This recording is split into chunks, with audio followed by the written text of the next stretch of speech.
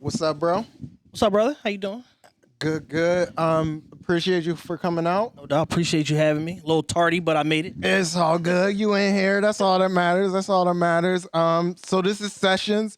We definitely appreciate you for coming out. If you guys don't know him, this is C. Diddy. I don't know whether to call you C. Diddy, your government. I don't know if the government is cool. No, the government is good money. Yeah, I mean, or Mr. C. Like, you got a lot of things going on. So you tell me, for sure. Like, I don't know. I mean, once you get that big, you might just want to use your government name. You know what I mean? I see what you're doing. Well, you know, the government is Chad Fane, professionally known as C. Diddy. I'm the creator, executive producer, and one of the on-air personalities for the Realest podcast ever. Dope. Established in 2017. You know, we've been doing that show for 5 years now. Just had a 5-year anniversary show. So you were one of the first to like literally do this podcast. Literally. That's dope. Yeah, That's dope. literally, and it's crazy because yesterday I was at Culture Changing Christians with Pastor Carl. I was talking to. They have a men's group. Oh, dope. Called Beat the Block, 18 to 23 years old. 15 young men that's in this program. He basically has them getting career training, on the job training, paying them a stipend, $2,000 a month to stay off the street and everything like that. So I went and spoke to this group. Yeah. And I did a presentation about breaking into podcasting and everything like that. So through that conversation and putting the presentation together, it made me really look back on like the last 5 years. The last 5 years and even prior to that, as far as like the industry trends and all of that. And literally in some of the research I did, it said that, you know, podcasting has been around for 2 decades, but the last 6 years is when it's got its footing. And it's turned into this multi-billion-dollar thing. You're literally at the beginning of that. Yeah. Yo. For a region of the country. And I would take it past just Philly, but you know, Philly Tri-State and the Mid-Atlantic, like, you know, we were one of the first. I think Taxstone beat us by a couple months. Nori and Drink Champs beat us by a couple months. But then, you know, like the main kind of podcast that started it off for me that I was first introduced to was Juan Epstein. With Peter Rosenberg and Cypher Sound. Rosenberg. So they had their podcast. They're, you know, they were on air personalities, Hot 97, whatever. But then they would do this secondary show. Where it was raw, unfiltered, unscripted. Yep, exactly. You know what I mean? So it's like they were kind of at the forefront of that media, that part of media transformation. And then also Reggie Osei, rest in peace, Combat Jack, who had the Combat Jack show, and he had Loudspeaker Networks, which Charlemagne's first podcast was on there. Taxstone was on there. Adam 22 from No Jumper was on there initially with his podcast. So he broke pretty much all the big guys that are out there now. That's crazy. Yeah. So I just basically, you know, from 2015 to 2017, I just kind of listened and watched and, you know, and took my notes and, you know, apply what I knew from the internet radio world and then applied it to podcasting. And then it's been, you know, pretty much never looked back since. I love it. So you literally saw all them doing it, and then what made you, like, what gave you the gumption to say, like, look, I'm gonna do this thing? And how did you come up with the realest podcast ever? Like, all right, so the inspiration to do it all, basically, because I was watching these people, and I saw this kind of like talk radio, but like unfiltered, like no format type of medium coming together, and younger people, you know, 20s and 30s were at the head of it. So that's what initially piqued my interest in it, and I was literally listening to these shows and digesting the content. Prior, I had been involved in like internet radio, and what a lot of people may not know is that there's Sirius XM, and then there's like a complete fall off, and then there's like sketchy random internet radio at like somebody's crib or like some random warehouse, and it's like you might show up for 10 shows and it's all good, and on the 11th show there's nobody there. Like the station is packed up and gone, and it's like a letter from like L&I on the door. You know what I mean? I worked with a boy in Atlanta, and you got to tell us, like, you came through the A, which is crazy. Like I worked with a boy who used to work at Echo, who had his own like little radio thing going on. I was like, what the hell? Like, this is corny. But there was literally thousands of those all around the country, and Philly in particular became a hotbed for it because there was not a lot of outlets for like artists and stuff to get interviewed and break through and stuff like that. And as we both know, there's 9 million rappers in Philly. 3 million people, 9 million rappers.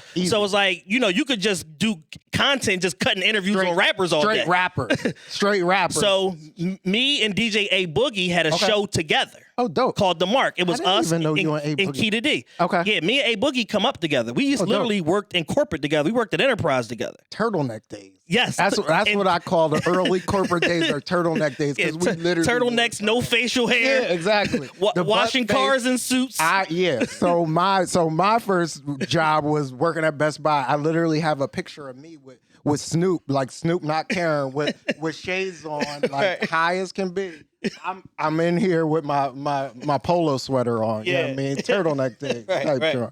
That's what's up. Okay. Yeah, so so we had me, A Boogie, and Keita D had this show called The Mark or whatever like that. So they probably did like 3 episodes prior to me getting added onto it. Okay. And we were kind of like the Breakfast Club, so to speak, but like doing internet radio. Yeah. So like we would break records, like we would interview people, different stuff like that. But we would do we would take call-ins because we had like the live warm line or whatever. Yeah. We would call people and prank people, like all types of stuff. Dope. So it's like, so we kind of had this like informal training that we all got that once the internet radio thing just died out completely to the point where Sirius XM almost went out of business. Yep. It was like kind of nothing out there. And then like you start seeing these podcasts start to appear. Yeah. And then that gave me the inspiration. And basically, I hounded my partner, Matt. I love it. And then our other friend, Ra, who actually works for the Action Network now. He's a professional gambler, professional handicapper. Basically, we had this group chat where we would just talk about whatever was going on. Okay. And through that, I already knew these guys. We were already friends, but we got to know each other a lot better just having daily nonstop conversation. Yep. And I'm like, yo, this is a podcast. And they like, what's a podcast? So I never heard of this. Yeah, so now this is 2016. So it's like now I'm pitching like what is a podcast and why we need to do it. 5 years ahead of the game. I love it. Yeah. I love it. So prior to the whole, pandemic boom with all these podcasts and all of that, there was us. And because there wasn't a lot of shows out there, we got a lot of traction and a lot of attention. Easy. Fast and easy. Yep.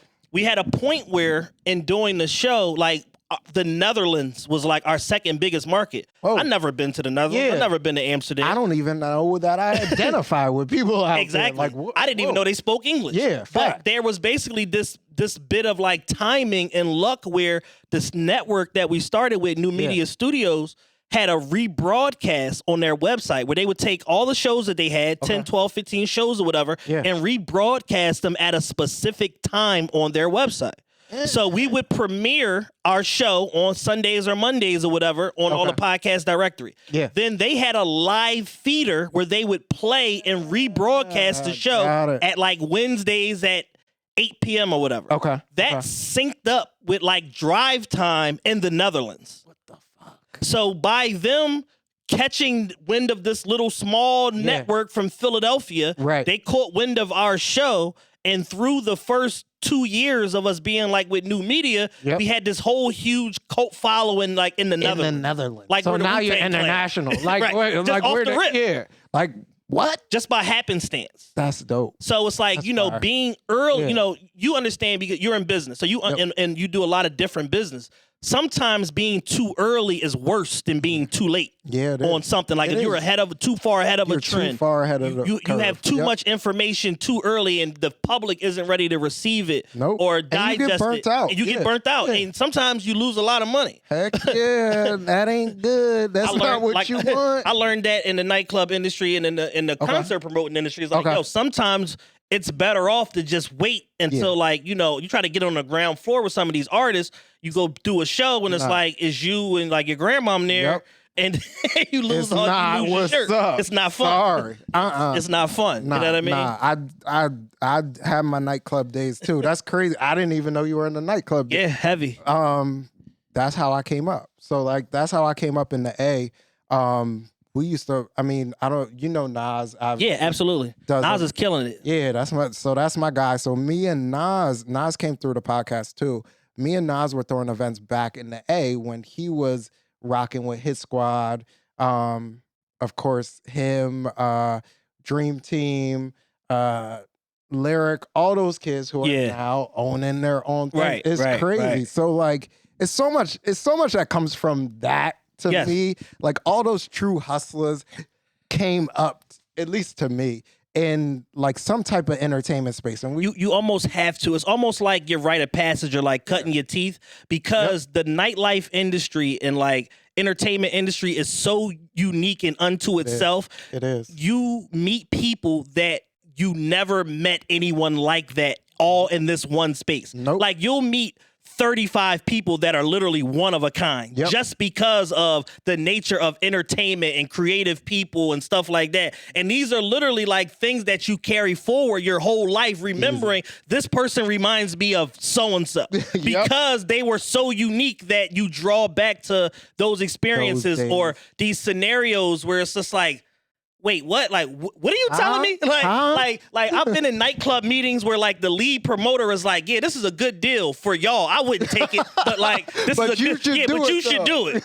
Like what? Like, excuse me? Like, it's like that sort of thing. Like, my man. No, this is terrible. Yeah, exactly. For me, Sorry, but for y'all, this is phenomenal. Time out. What?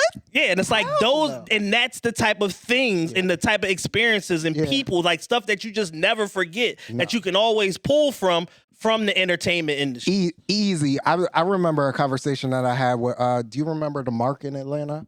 Yes. So Marco from the Mark, the owner of the Mark, we got to a point where like we were popping. Yeah, I mean, we were doing good events. Yeah. And Marco became one of my people. Like we were at a Floyd Mayweather fight party with Marco, like invite only type joint. And he was like, "You don't want to do this."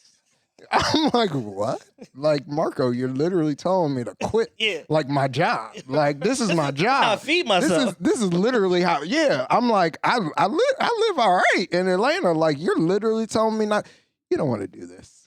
You want a family. You should get a corporate job. And at the time, I had an internship like in music. Like I was working for Universal Music. He's like, yeah, you should do that. I'm like, bro, Marco. Literally talking you out. Yeah, talking me out of the game. Something that you're good at too. Yeah, like I do all right. Like I can pay my bills. I can feed myself. I'm living in a good place. But like it's those type of people where I think in that entertainment space, you see so many people that are so creative and have so much vision that I see a lot of these cats, at least the people that I came up with, like killing it, no matter what space they're in. Yeah. And I feel like you probably took some of that to podcast. Absolutely. Like I worked in nightlife for probably 14, 15 years total, 10 years consecutive though, from like 2012 to it was probably like, it was earlier than that. Damn, it was like 2010 to 2020.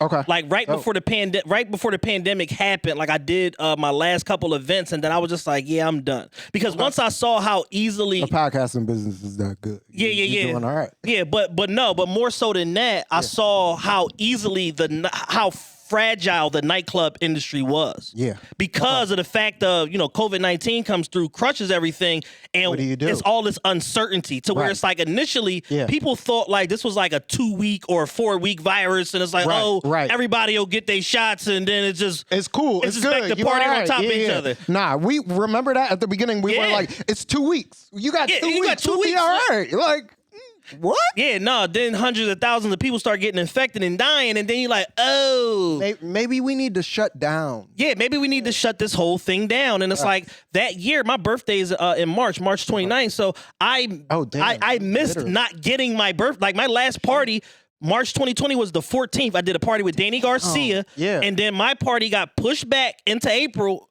basically contingent upon like. Yeah, if we open back up, the governor going to do the right thing. Shit. And then it just was over from there. So then after that, I was just like, I need to like really direct my energy into something else. Damn. That's because like for, in nightlife, for a promoter, your birthday party is everything. It's Christmas. That's the vibe. That's the vibe. Because and you collecting that check. Collecting a check. And it's your birthday. It's a double whammy. Exactly. Those were my favorite days. January 11th used to pop. I remember coming from Philly, going back to Atlanta, being like, I'm about to get a nice check this week. Yeah, you can count on it. Like even if it's not, what you think it is, you can pretty much predict it within a certain range and know, like, I'm making thousands of dollars tonight. Easy. easy. And it's my birthday. Whereas most people go into the hole, I'm winning.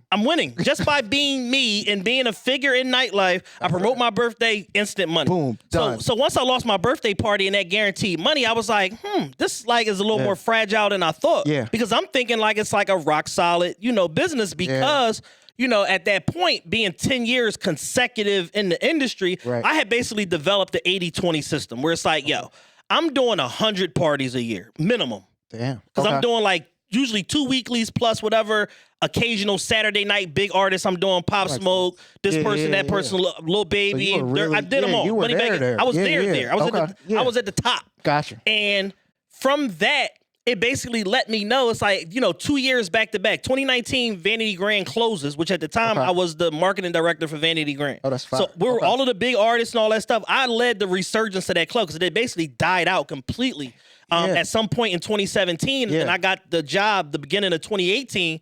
And then we completely revamped the club to where like the last few parties we did there, we did Moneybag Yo on a Friday, Lil Durk on a Saturday. We did like 1,000 people Friday, 2,200 Saturday, like stuff like that. Like we were killing them. And that was my birthday party. So I made the big bag those 2 days. Whoa. So, and those were literally the last few events that we did there, March 2019. So I'm going from having this, it's a nightclub job, but it's corporate. Yeah. But I'm killing. I'm making like almost $250,000. Like I'm making stupid money doing this. You on your way. You're on your way to being rich. Yes. If this club at the same trajectory that it had stays open for 2 more years. Yep. I'm rich. You out of here. You're out of here. Or you start your own because that's what at least for us people in the entertainment business, we know our friends that were doing it. They either started their own or they went somewhere else. Yeah. Or you get your Rockefeller startup money to do something else. Exactly. The Kenny Burns bag. Exactly. You know what I mean? Like, this was cool. Now I'm going to go do radio. Right. You know what I mean? Type John. Right. Yeah. Right. It's like that sort of thing. So it's like, that last little run, I made a lot of money walking out of the door. But at that point, I'm just like, I wish this wasn't ending. Right. It's like that. Where am I going to make up this bag? Exactly. Yeah. So then we get into concert promoting. Coming out of that. So April 3rd, 2019, me and I don't know if you know Veli from Veli Brand. He's a pretty big concert promoter. He's transitioned out of that. He's working with artists. He's a part of a management agency. Okay. Where's he at? He's based out of Houston now. Okay. But he manages like BFB the Pac-Man, this kid named Cochise that's potentially going to be on the XXL freshman list. Capella Gray, they had the Gallus record, part of his management team, stuff like that. So we did a concert together. At the TLA. We did The Baby. Dope. This is right after Suge came out, so he's soaring, and this is part of being when you're early on something, but it works. Hell yeah! So we were in a small venue at first, 300 cap venue, Voltage Lounge. We ended up selling out of the venue in like 5 days. So I'm like, we gotta move this. Yep. Like we gotta move this. So we move it to the TLA. It's on a Wednesday night. We sell 800 more tickets in like 5 days. Damn. Sell this out. So I'm like, damn. Okay, cool. So, we get this concert. He comes, smashes it. Yep. We have a good time. He brings out, his artist, Stunner, this, and this. He jumps in the crowd, the whole nine. We got a million videos, pictures. I'm like, now you viral. We out. We off to the races. Yep. And shortly thereafter that, I come right back. I booked the TLA again for Memorial Day weekend, which any aspiring promoters or concert promoters, whatever out there, stay away from holiday weekends. Listen. It is a bad idea. Unless you're in Vegas. Unless you are in one of the destinations where people are traveling to, you will lose your shirt. You need to learn that today. That's a gem I'm giving y'all today. Facts. So I double right back. Month and 3 weeks later, I'm coming right back with another show. I love it. I'm sorry. You know what's a good one? Homecoming. Or not homecoming, spring break. Spring break in any college, let that go. Yeah. You need to take your party to Miami because you ain't gonna or Lake Havasu or something. Because you ain't gonna make no money that weekend. You might as well ship out, make it happen. That's what we did in the A at least. Yeah. So it's like, so I'm in this situation where it's like, I booked this event and I believe in it. Yeah. And it's like, I booked the concert. I layer it up. I booked 42 Doug. Okay. At the time, he just like November of 18. Okay. He just signed with Yo Gotti. Okay. But he put a mixtape out. It did Hype Beast premiered it. It did 1 million views in one day in one of his videos. All this. I'm like, this is gonna be good. I'm hitting. I'm not paying him that much. I'm gonna hit again. Yeah. I book it's this rap group from West Philly, D4M. Okay. These 2 young kids at the time. Yeah. One of the kids, Sloan, unfortunately one of them, Skiano, got murdered. Rest in peace. But the other kid, Sloan, is in Bel Air. He's one of the kids that's on the first 2 episodes of Bel Air, the one with the long hair that's beefing, with Will at the basketball court. That's dope. So I booked them as an opener. Yeah. I also booked this other kid named Young K.A., who Sunday just performed at the Wells Fargo Center. Woo. So overall, this whole lineup that I'm naming now in 2022, fire. We should be printing money. Yeah, today. But in 2019, we're talking about a few years. you're talking about 280 people really at a know who they 1,000-person were. venue. Yeah. I lost my shirt that day. Lost 16 grand. Ouch. So at this point, I just told you I'm coming out of a $250,000 a year situation to where it's like now you in the red. Now I'm in the red, 16 grand, my second event. So now the money we made off the baby, give all of that back. Plus some of the money you made walking out the door, give part of that back. And now it's like, now what am I going to do? Shit. So you better start. As we naming these years or whatever, you can see I've already had the podcast, but it was just kind of just going or whatever. Like we got the podcast, people are coming on. We had Spank come on early. Shout out my bro Spank. Cool. We had Ayo come on early. My man Nerd from Nerd to Cool Table. We're doing a co-branded show with him in May. But it's like, all these different social media figures out the gate. We had them all. Right. But then after a while, the show just becomes the show. Got it. And it's like, all right, we're doing it, but we're really going through the motion. Yeah, you're flatlining. Because there's all this other stuff around the show, all these other verticals that I know about that we should be doing that I'm not doing. You got to bring your marketing expertise to the show. Exactly. And at the point, I'm just kind of like, me and my partner, it's like, we got this good synergy, whatever, on air. Right. But all the other stuff, I'm like, I don't know if I got the buy-in. Yeah. Yeah. In order to do that, and it's just like, yo, I just go ahead? Like yeah, it's like, do I sacrifice and just because I feel like I know I'm right. Right. At the time. Let's say this 2018, 2019. Feel like it's gonna blow. I feel like it's gonna blow. Okay. But I also know. Yeah. So I feel on one hand, but I know we need to be doing a lot more in order for this to work. Okay. And because I don't feel like I have buy-in from my co-host, it turns into a thing where it's like, now I'm just going through the motions too. So now we recording the show every week. Something big come up, we recording an extra show some weeks, whatever is cool. But you're going through the motions. But we're going through the motions because we're not scaling this business. Yeah. Sometimes we got merch, sometimes we don't. Sometimes we got video, sometimes we don't. Sometimes we take 3 weeks off. Sometimes we do fucking 7 shows in 3 weeks. You gotta piss or get off the pot. What you gonna do? We have this saying now amongst us, amongst the show, me and Matt and my cameraman, videographer, Big Dan. You can't monetize anything but consistency. Okay. And it's one of them things where it's like, whatever you want to do, you got to do it to death, or you just might as well not do it. Don't do it. And just in the last 2 years, we've made the determination that we're just going to, instead of chasing a deal and trying to chase the viral moment and all this stuff, let's just focus on what's in front of us. I love that. And that's what we've done. So we looked and we said, yo, we done been with 2 networks that failed. We took all our controls back, took back our RSS feed, took back our advertising account, took back all of our measurables and all our payout accounts and all that. We have full control of everything. Yep. We have our whole catalog in a Google Drive or whatever to where we can reissue episodes, whatever we want to do with this. It's all yours. It's all ours now. Yeah. We have 100% control. We got to build from the ground up. So we literally went from at a point doing 50, 60,000 downloads an episode. Okay. Because of the Netherlands and South Africa and all this other traffic to where it's like now we got to DIY. We got to do it yourself in every aspect. And we literally manicured this show from 1,200 listeners a week back up to like 12, 15,000. That's dope. Over the last 2 years. And then now we know everybody. Like, I can identify who are my Maryland listeners, who are my DC listeners, who are my California listeners, because I talk to them. Yeah. And I know them. And we basically built a community this go around where it's like, we've become influencers in a way where it's like we're a trusted voice that when we put people on the stuff, they know that it's already vetted out and it's tried and true, and we're not telling them no BS. So I have the trust of my audience now to the point where we've been able to rescale the show. Yep. This week we just did it. We had a couple weeks ago, but we put it out this week. We did an interview with Barbara Devan, the owner of Tasty's, that's like literally going viral now. Yeah, she's out of here. She had one clip on her page that did like 30,000 views. Funny.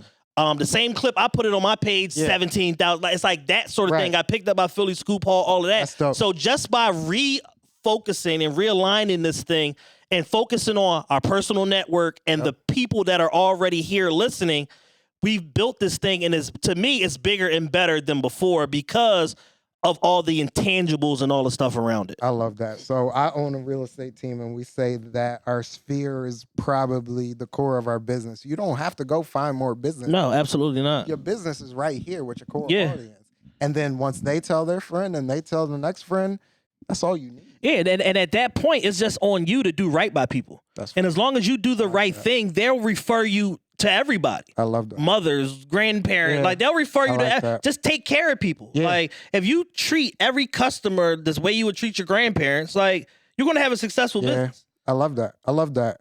What other gems are there before we hop off? I love the story, so we gotta have you back. For sure. We Whatever definitely gotta have you back, talk you through. But any other gems for people starting their own podcast or even getting in the entertainment space? Like, what do you tell the kid that's like, oh, I want to start a podcast? Like, shoot, I make cotton candy, or I want to make a comic book. Like, maybe I want to do a pod too. Yeah. You know what I mean, my thing is at this point, whatever you want to do it all. Like, if you believe in it and you're going to put the energy into it, do it all. The main thing with podcasting comes down to your consistency and your frequency. So meaning like when I say frequency, it's like if you say that you do a weekly podcast, your podcast better be out every week. Got it. Because I gotta get on once people become accustomed to you dropping on Monday at 6 o'clock or whatever it is, now Monday at 6 is like, yo, where the show at? I'm looking for it. I'm looking for it. Yep. And that's a good spot to be in. That's where I was at with Charlamagne. Yeah. But that's a transitional point potentially where it's like, you start to lose people when there's way too many Mondays at 6 where your show ain't where it's supposed to be. Yep. Because I'm invested now. It's like you got me emotionally tied to this thing. I'm all in. I'm in. I'm all in. And you ain't as a creator. Yeah. So now I'm out. Yeah. So that consistency and that frequency has to be there. You let me down as one of your customers. Exactly. Yeah, so even if it's a situation where you say, you know what, I'm going to start off small, I'm going to do this podcast, I'm going to do it once a month. Yep. Cool. Yeah. Whatever. If you already set the precedent, the terms and conditions is it's once a month, then it's once a month. Cool. And let the audience tell you that they want more content. I like that. But now when you give them additional content, it's because y'all asked for it. Exactly. So if it don't work or it's not successful, I'm going to pull back because y'all told me y'all wanted this. Yep. You told me you were in this too. You told me you wanted 2 shows a month. Yep. I was cool doing one. Fact. You told me you wanted 2 a month. So now when I do the 2 a month and the second one ain't doing what the first one doing, I ain't got to do it no more. What you mad at me for? What you mad at me for? I gave y'all a shot. Y'all let me down. Y'all made me look dumb. Fact. So it's like as much as, an audience holds a creator accountable, you got to hold your audience accountable too. So where it's like, if y'all believe in this thing, we in it together. Yeah. Because when you starting off doing any type of independent anything, it's a labor of love until it makes money. Yeah. We went 3 years. We made little twos and fews and a Kicks USA check here, a Cavassier check there, whatever. But it wasn't consistent. Now we make money every single month. Like we have a baseline of where we have a Mendoza line. We know we ain't making less than this every single month. Right. Because we've done the work, we've started to scale or whatever, and now we have other verticals that are popping up, outside of this business. Our merch is doing well now. Yep. Our live shows are a thing to the point where we're going on tour in a couple weeks. Okay, cool. We're doing a 5-city tour. So it's like that sort of thing where it's like the consistency and holding the audience accountable brought us all of this to where it's like, yo, I straight go on my show, be like, listen, man, y'all asking me for a show. Y'all say y'all want it. Cool. I'm going to give y'all a show. It's going to be such. When I have all the details, I'm going to announce it. Don't make me look stupid. And then the last 2 live shows we did, one did 285 people and one did 204 days, which was a sellout. Damn. And these shows were back to back. So it's like, but you got to create that consistency, that frequency, and become a trusted voice to your audience before you can do that. So I don't get to we making, Yep. 5 figures a month without doing all the other stuff. Without the consistency. Yeah, and the frequency. I love that. The consistency and the frequency.